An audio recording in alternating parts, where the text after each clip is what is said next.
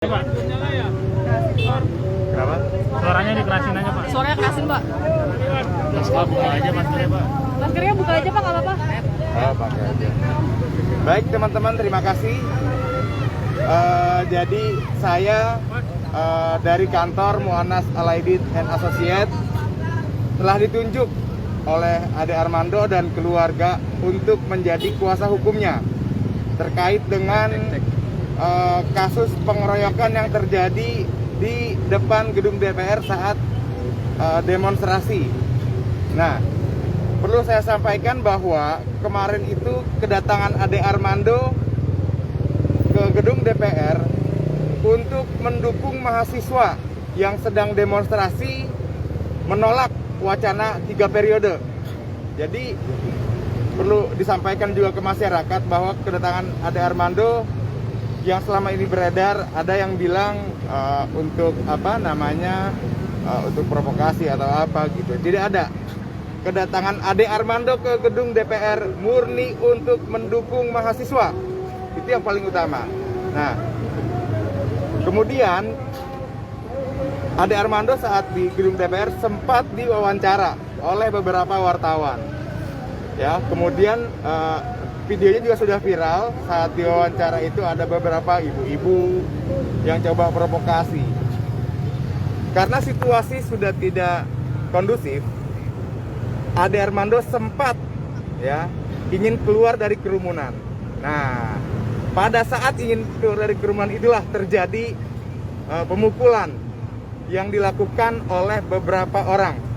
Dan kami pastikan para pelaku ini bukanlah mahasiswa, ya, karena ada di video juga justru mahasiswa juga kita lihat sampai membuat barikade gitu ya, justru ingin menghalangi supaya pelaku-pelaku ini tidak mengeroyok Ade Armando gitu.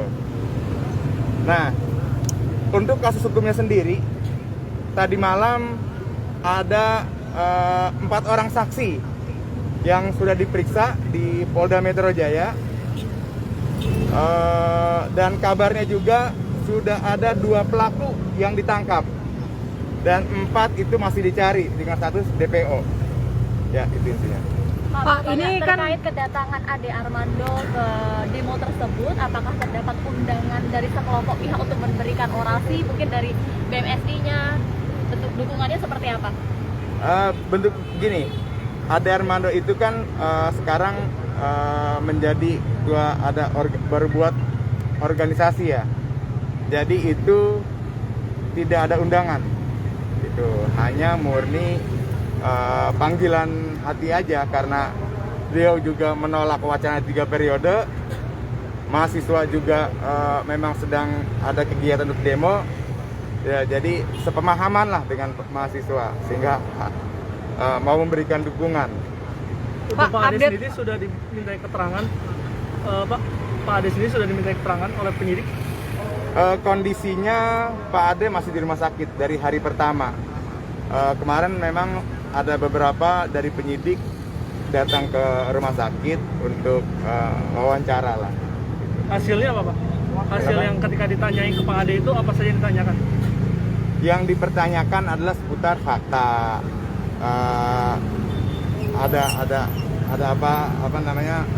Ada kegiatan apa di DPR, bagaimana awal peristiwa terjadi hingga terjadi pemukulan. Pak, ini kan ada 6 pelaku, Pak. Nah, baru 2 yang ditangkap. Update terakhir dari kepolisian yang diterima kuasa hukum sendiri seperti apa, Pak? Ya, yang saya terima infonya 2 orang itu sudah tertangkap, 4 itu masih dikejar, masih dicari. Nah, dari yang buruan itu kalau dari pihak kuasa hukum atau Ade Armando sendiri seperti apa yang 4 buruan ini, Pak? Ya, yang keempat kita berharap cepat tertangkap gitu, supaya ini kan untuk pembelajaran bagi masyarakat ya, bahwa demonstrasi yang murni ini yang dilakukan oleh adik-adik mahasiswa jangan sampai ada pihak yang mengotori gitu, mendompleng gitu, intinya. Kalau curiganya Ade Armando itu dari elemen apa yang mengeroyok Ade Armando kalau bukan dari mahasiswa? Kalau kita nggak mau menuduh ya itu dari kelompok mana, yang pasti kita pastikan itu bukan dari mahasiswa. Karena fakta di lapangan mahasiswa pun ikut merelai, ikut membentengi kelompok-kelompok yang di luar mahasiswa ini supaya tidak terjadi pemukulan.